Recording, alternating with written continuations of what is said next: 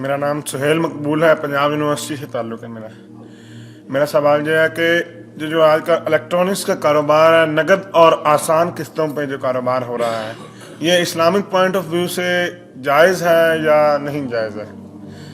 یہ جو بجلی کی مشینیں، ٹیلی ویژن قسطوں پہ بھی اور نقد بھی، یہ جائز ہے یا نہیں؟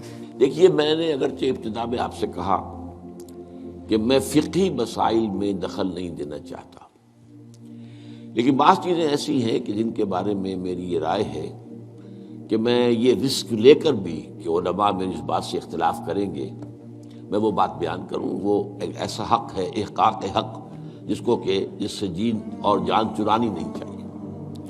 میرے نزدیک یہ معاملہ کہ یہ گلاس اگر آپ نقد خریدتے ہیں تو 10 روپے کا ہے، اور 1 مہینے کے بعد اگر آپ پیسے دیں گے تو پھر 11 روپے ہیں، میرے نزدیک یہ سودی معاملہ ہے، 1 روپیہ سود ہے۔ یہ ایسے ہی ہے کہ آپ نے کسی کو 10 روپے قرض دیے اور 1 مہینے کی مدت کے حوالے سے 1 روپیہ بڑھ گیا، سود اور کس کو کہتے ہیں؟ لیکن بدقسمتی سے فقہ حنفی کی روح سے یہ جائز ہے، لہذا علماء کا فتویٰ موجود ہے نو کے لیے۔ اب سود کو کس طرح کیا گیا ہے؟ سرکموینٹ کرنا جو ہے سود کو۔ آپ ایک کار خریدنا چاہتے ہیں، آپ کے پاس پیسہ نہیں ہے، آپ 10 لاکھ روپیہ بینک سے لیتے ہیں، بینک اپنا جو ہے آپ کو 10، 15، 20% کے اوپر قرض دے دیتا ہے۔ اس کے بجائے ایک راستہ اختیار کیا، ہم آپ کو کار خرید دیتے ہیں، آپ ہمیں 10 سال کی قسطوں میں پیسے دے دیجیے۔ وہ اپنے 10 سال کا سود کیلکولیٹ کر کے اس پہ ڈال دیتے ہیں، وہ آپ کو دینا پڑ گیا۔ تو یہ صرف ایسے ہی ہے کہ ناک کو سیدھا پکڑ لیا جائے، یا یہ کہ پھرا کر ہاتھ جو ہے گردن سے، میرا تو ہاتھ نہیں پہنچتا، لیکن یہ کہ بہرحال جن کے پہنچ جاتے ہیں ہاتھ، وہ اس کو جائز کیے بیٹھے۔ تو میرے نزدیک اصل میں یہ آپ کے سامنے ایک بڑی یعنی دین کی حکمت اور فلسفے کے اعتبار سے بہت اہم بات ہے جو اب کہنے چلا ہوں۔ دیکھیے، آپ کو معلوم ہے کہ حق و باطل کے درمیان کشاکش اور کشمکش اور جنگ یہ تو اول روز سے ہے، ستیزہ کار رہا ہے ازل سے تا امروز، چراغ مصطفی سے شرار بولہوی۔ نتیجہ کیا ہے؟ حق غالب آتا ہے، کچھ عرصے کے بعد پھر باطل سامنے آ جاتا ہے، پھر کوئی اللہ نے نبی بھیجا، پھر حق کو غالب کیا، پھر اس کے اوپر بعد میں کچھ عرصے کے بعد پھر باطل سامنے آ گیا، شیطان نے پھر غلبہ کر لیا۔ یہی ہوتا آیا ہے۔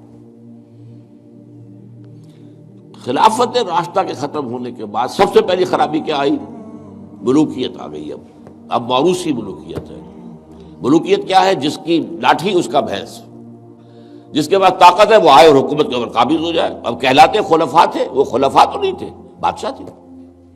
وہ بنو امیہ کے ہوں، بنو عباس کے ہوں یا ترک ہوں، یہ بادشاہ تھے، کہتے تھے خلفاء اپنے آپ کو۔ ایک معنی میں تھا کہ ظاہر بات ہے اپنی اس حاکمیت مطلقہ کے مدعی وہ نہیں تھے، حاکم اللہ ہی کو مانتے تھے، لیکن وہ خلافت راستہ کا نظام جو تھا وہ دنیا میں دوبارہ نہیں آیا۔ اس ملوکیت میں آ کر ظاہر بات ہے دین میں جو فساد برپا کیا ہے، وہ نماز روزے میں کوئی فساد پیدا کرنے کی انہیں ضرورت ہی نہیں تھی، پڑھے جاؤ بھائی نماز، ٹھیک طریقے سے پڑھے جاؤ۔ لیکن ان کو مالی معاملات کے اندر ملوکیت کا معاملہ جو ہے وہ تو اس کے ساتھ باپ ہوتا ہے۔ سب سے پہلی خرابی یہ پیدا ہوئی کہ جاگیرداری، اسلام میں کوئی جاگیرداری نہیں ہے۔ اسلام میں یہ جو ایبسینٹی لینڈ لارڈزم ہے یہ بھی جائز نہیں ہے۔ امام ابو حنیفہ کے نزدیک حرام، امام مالک کے نزدیک حرام، امام شافعی کے نزدیک حرام۔ لیکن یہ ہے کہ قاضی ابو یوسف صاحب نے، جو امام ابو حنیفہ کے شاگرد تھے، اور امام محمد وہ بھی دوسرے شاگرد تھے، انہوں نے فتویٰ دیا جواز کا، کچھ شرطیں لگا کر، اس لیے کہ ملوکیت جو ہے وہ جاگیرداری کے بل پر چلتی تھی۔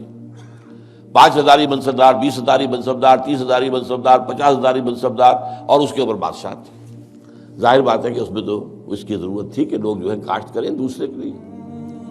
اور اسی طریقے سے نقد کے اندر یہ رقم کے اندر اضافہ کر کے اور بیک ڈور سے سود داخل ہو گیا ہے۔ لیکن ایک زمانے میں ہمارے ہاں جب کہ سپریم کورٹ تک معاملہ پہنچ گیا تھا سود کا، تو میں نے اس معاملے میں ایک بہتری کا پہلو دیکھا تھا کہ چلیے کم سے کم ایک سود اسی درجے تک تو آئے گا نا کہ 1 مہینے کے بعد پیسے دو گے تو 11، اگر 2 مہینے ہو گئے تو وہ 12 نہیں ہوں گے، 11 ہی رہیں گے۔ یعنی ایک انیشل سٹیج پر تو سود آ گیا، لیکن اس کے بعد وہ پرپیچویٹ نہیں کر رہا، بڑھ نہیں رہا ہے. 3 مہینے کے بعد 13 نہیں ہوں گے، رہیں گے وہی 11 ہی. تو کم سے کم یہ کہ لمیٹیشن تھی. اب یہاں قسطوں نے اس لمیٹیشن کو بھی ختم کر دیا. آپ 20 سال کی قسطیں بنا دیجئے. مارگیج ہاؤسز کا جو دنیا کے اندر چل رہا ہے 20 سال کا، 30 سال کا مارگیج ہوتا ہے. وہ گویا کہ پھر سود کو انہوں نے اپنا پورا حصہ جو ہے کاؤنٹ کر کے اس میں ملا کے اور اس کی قیمت رکھ دیتے. میرے نزدیک یہ چیزیں حرام ہیں، اور میں ڈنکے کی چوٹ کہتا ہوں کہ حرام ہیں. لیکن چونکہ علماء کے فتوے موجود ہیں تو لہذا میں کیا کروں گا، جو بھی کر رہے ہیں اب ان کی طرف سے جواب دہی اللہ کے ہاں پھر علماء ہی کو کرنی پڑے گی. دین کی بات پھیلانا صدقہ جاریہ ہے. ثواب کی نیت سے ویڈیو کو شیئر ضرور کیجیے. جزاک اللہ.